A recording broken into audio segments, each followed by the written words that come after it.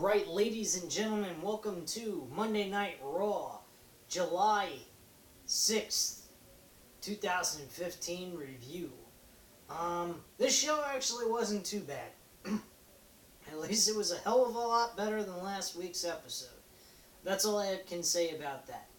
So, we started off with the show here today, or yesterday, last night, with, Brock Lesnar and Paul Heyman, which was a really cool segment. Paul Heyman basically says, "Thou shalt not cross Brock Lesnar and fuck with him," which I think was absolutely cool. The whole segment that they had going on with him, they made him out to be this conquering hero or, this, wrestling god kind of persona type deal, where he's the beast and nobody could beat him. And I think that was an absolute genius idea. I mean, it's not exactly the most original idea, but regardless, it was still a smart idea to go with this kind of persona for Brock Lesnar. So yeah, I absolutely loved the segment, very good. Then we moved into the first match of the night, Big Show and Ryback. The match again was very similar to Money in the Bank's match. This was a bit longer, maybe a little bit better, but not by much. And then you have The Miz interfering and turning it into a DQ. So it kind of sucked to see that. And really the way they got Ryback's title run as Intercontinental Champion isn't all that impressive. I think they went the wrong way with Ryback, having him face Big Show. His matches are slow, dull, and stale, and I think they're going the wrong way about this. I think after this match with him and Miz challenging for the Intercontinental title against Ryback, they need to find him a better opponent to work with. Maybe somewhere along the line, Rusev, I think that would be a good opponent for him. Dolph Ziggler, but him and Dolph Ziggler are both faces, so they don't do that too often. Or maybe have Dolph Ziggler and Ryback team together against Rusev and whatever partner he would want to have. I think another good opponent for Ryback probably would be Wade Barrett. It would also help Wade Barrett out in the long run, because he's really got nothing going on. He faced R-Truth in a good match, I guess you could say. It was alright, but it wasn't worth watching again. And it wasn't really all that great, but it was okay nonetheless. Which was actually happened later on in the show. But this match overall, I'd give it maybe a 2.5 out of 5 stars for good effort by both of them. Outside of the fact of Miz constantly talking shit on the background on the outside of the ring, I thought that was utterly annoying. I really wanted to shoot Miz in the fucking face if I was standing in front of him with a gun. But overall, the match, it wasn't that great, but they both put some effort into it, I think. And what they have to work with, it was alright. The next match after that was the Brie Bella versus Paige. My God, would they end this shit already? It is getting to the point of utter ridiculousness. I can't take it anymore. I think it's stupid as shit. It's just dumb, and it's really pointless. I don't get it. Not all that impressed. As the show went along, we had Sheamus versus Roman Reigns again. Oh yeah, and the match I give with the Divas match was a 1 out of 5. It wasn't even that great anyway, as I've already mentioned. Sheamus versus Roman Reigns. Sheamus once again defeats Roman Reigns by a countout. Don't understand why they keep setting this match up. And then the same exact ending as the last time that they went off on each other 2 weeks ago. It makes no logical sense or reasoning to even do this. The match ended in, 11 minutes or so. So, I mean, it really sucked. I mean, It wasn't even as good as I thought the last time they faced each other. I think last time they faced it, it was a decent match. This time it was like, what's the point? So yeah, I didn't like this one either. This match really sucked. So 3 matches in a row of sucking ass. Happened at the end of the match simply was Bray Wyatt appeared on the Titantron after, Ryback attacked this guy that was supposed to be Bray Wyatt. I think I didn't say... Okay. Roman Reigns attacked Bray Wyatt outside the ring because he thought he was actually there and it wasn't really him. It was a person disguised as him. And then Bray Wyatt appeared on a Titantron and, said, "Oh, anyone but you." Like, what the fuck, man? Get the hell out of here with this shit. You can't ever be Undertaker, Bray Wyatt. You will never match up to his skills. You will never match up to his persona. You will never match up to anything that The Undertaker has done over his 15, 20-year plus career. Okay? It's that simple. You can't match up to what he's done in his career, and you never will. That's why you lost to The Undertaker, and Brock Lesnar beat him instead. So go suck a dick. You suck anyway. After that, we had Dean Ambrose and Bo Dallas. Dean Ambrose kicked his ass. I don't know what the fuck the point was of Dean Ambrose facing Bo Dallas, but whatever. It really, to me, it made no fucking sense to even have this, but, it was definitely a nice win for Dean Ambrose nonetheless. And Bo Dallas, my God, that motherfucker is getting fatter by the months. That guy is just fucking fat as shit. I've never seen him this fat in my life. I mean, I've seen that guy, when he first appeared on Monday Night Raw, he was in decent shape. Now he's just a lump of crap. Wow, he really sucks. Following that, we had the segment with Brock Lesnar and with Seth Rollins. Seth Rollins actually had the balls to go out and call out Brock Lesnar. And wasn't a bad segment. I really liked some of the things that Seth Rollins was saying. He didn't seem like he was reading from a script. He sounded more natural on the mic than usual. He sounded more, like he was actually talking instead of just reading a script, which I found I appreciated a lot more. From there, we had Brock Lesnar coming out, and they all had, like, axe handles for some whacked out reason. They didn't actually have axes, which was kind of weird. So Brock Lesnar comes out, he looks like he's going to charge to the ring, he backs up for a moment, acts like for a moment he's going to not actually get in the ring with all 3 of them, and then from there, he goes ahead and whips out 2 axes out of a freaking, out of a box of some sort. I forgot the name of it, sorry guys, it makes me sound like I'm an idiot. But anyway, he whips out of his box 2 big black axes, which was freaking badass, I think, in my opinion. And he goes ahead and he looks like he's going to carve them up into little bits. Kind of looked like Triple H with a sledgehammer, only he's using an axe in this one. And so the 2 schmuck J&J security run down to the ring, out of the ring and down up the apron, or up the ramp, excuse me, and tries to attack Brock Lesnar, and Brock Lesnar happens to manage to beat the living holy hell out of both of them. Through Joey Mercury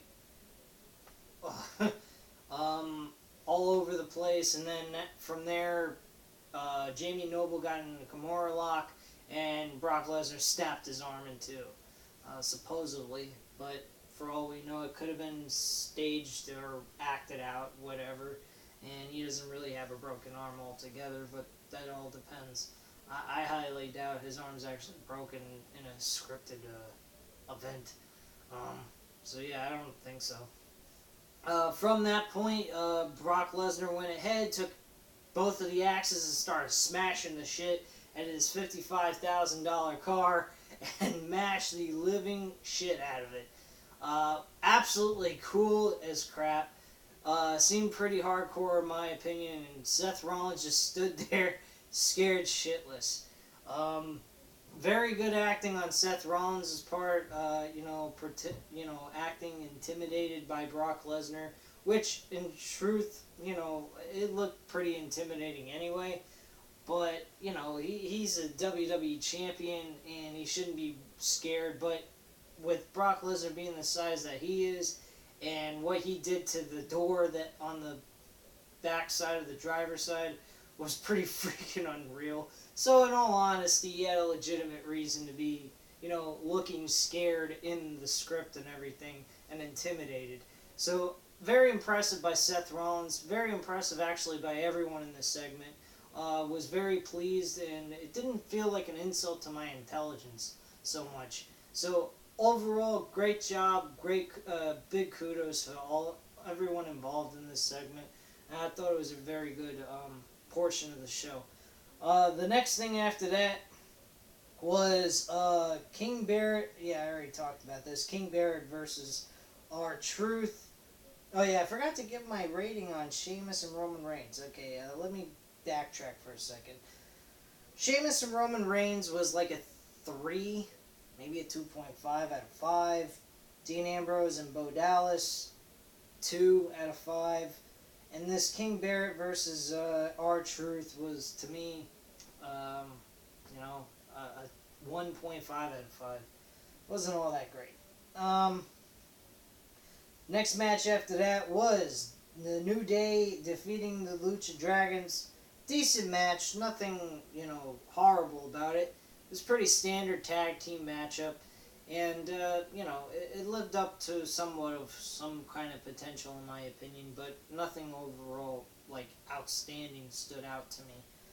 But it was a decent match. I definitely would give it a 3 out of 5 stars, which I haven't given much on this event, which a lot of times I at least give it 3 out of 5 stars for most matches, but, the show overall, you don't base it off of the matches that they did. It was really more some of the segments that went on the show that was more important.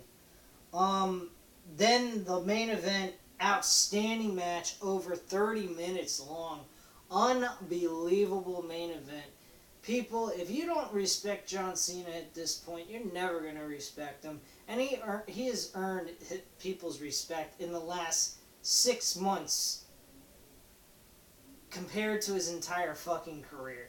That's the truth. With all the 15 world titles that he's won in his career, these last 6 months of his career has been outstanding. I mean, this guy has proved that he is an outstanding worker. He helps younger stars look great. He might win and get over in the match, but with the guys that he fights against, he makes them look good, and they make him look good. Everybody he works with works very well with him, and he works well with them as well. So anyone that has doubts about John Cena, his skills, his effort, his his overall political standings in WWE and the way he acts, if they want to compare him to Hulk Hogan, where he doesn't want to, help younger stars look better and get over with WWE audience, they're fucking retarded. And, no offense to anyone that still has that opinion, but you have to give the man credit. He has really tried hard in giving you different maneuvers in his matches. He doesn't give you the 5 move of doom anymore. He does a lot more than just that. I mean, yeah, he does have those 5 moves that he does, but he still tries to add more moves to his repertoire. Now, granted, are they the best, well-performed things that he's done since he's added these new moves to his repertoire? No, of course not. But he's at least put effort and, in trying to be different than what he used to be. He's trying to do something creative with his matches with the guys that he's against. I gotta give him total, absolute A for effort. And I have nothing but respect for John Cena. He has a great persona for kids. Wish, though, he would play a heel role. I think he'd be outstanding for that. But everything else about him, you can't say he's a bad dude. You can't say he's a bad performer. He puts on the best shows possible that he possibly can. And pretty much the last several weeks, maybe last couple of months, most of his matches have been the best matches on the freaking card of Monday Night Raws or even possibly SmackDown, depending on whether or not he's wrestling.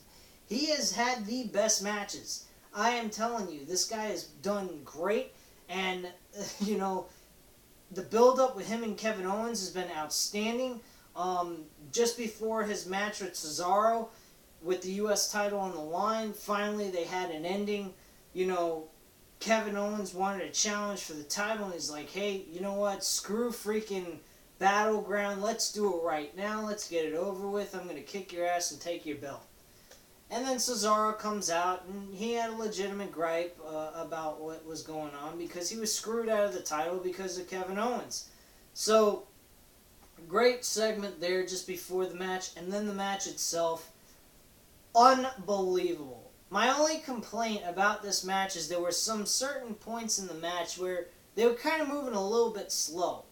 Now, granted, the way John Cena was huffing and puffing through the middle of this match, I can understand why. They needed to slow down the match a bit so they both could gain their breath.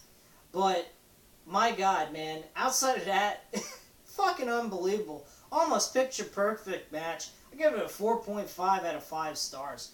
Really, a great match. Cesaro deserves a push. This guy is doing an outstanding job. He's had 2 great matches in a row against John Cena, back-to-back. I mean, match-wise, this guy Cesaro is an unbelievable wrestler. And Mike's skills, he ain't that bad. I mean, yeah, he needs a little bit of work, but come on, man. You're going to judge a guy's potential of becoming a main eventer based off of what he can do on the mic completely? I mean, isn't it more important what he can do in the ring than what he can do flapping his gums? I mean, I think it's more important that he's able to do a good show with one of the top performers in your damn company, who you made the major star of 15 fucking world championships, the most title reigns ever in WWE history. And I'm meaning just in WWE. I'm not meaning in all of wrestling. All of wrestling, of course, belongs to Ric Flair.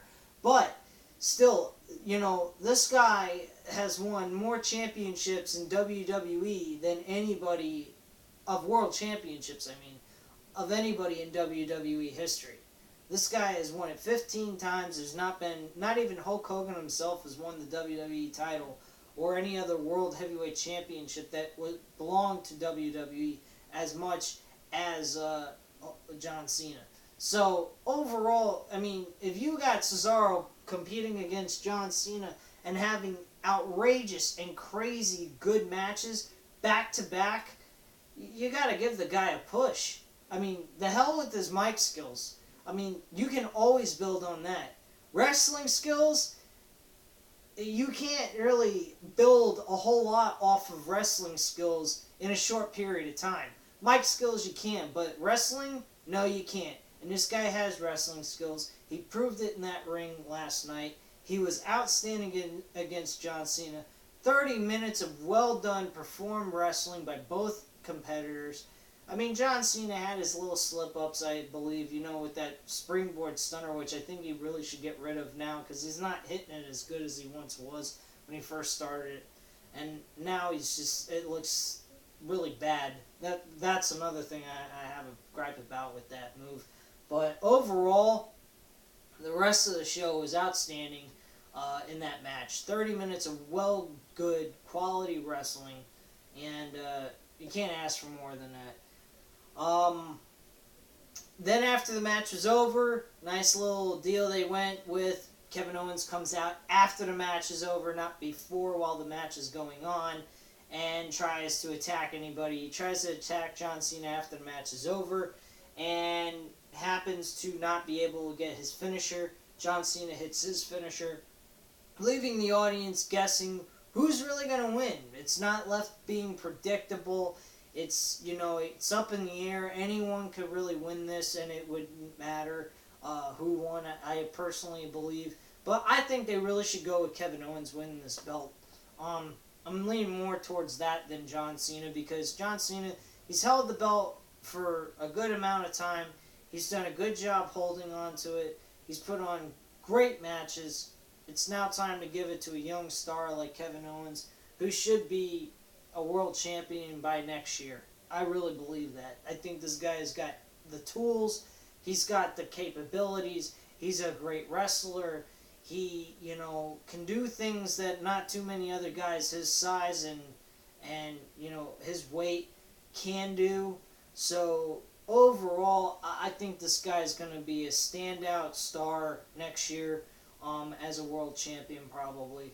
Maybe he'll win it at SummerSlam and win the Money in the Bank briefcase next year. Who knows? But I really think this guy deserves the push next year as being a world champion. Have him be the U.S. champion for the rest of this year and put on a great show like they tried to do with Rusev. In my personal opinion, didn't work out so well. But at this time, you know what to do. Hit that subscribe button. Leave your comments and opinions beneath the video, and I will definitely answer back to you guys. It's a pleasure speaking to you. Hope you enjoyed watching it. I'll catch you guys on the flip side, alright? Speak to you later. Bye.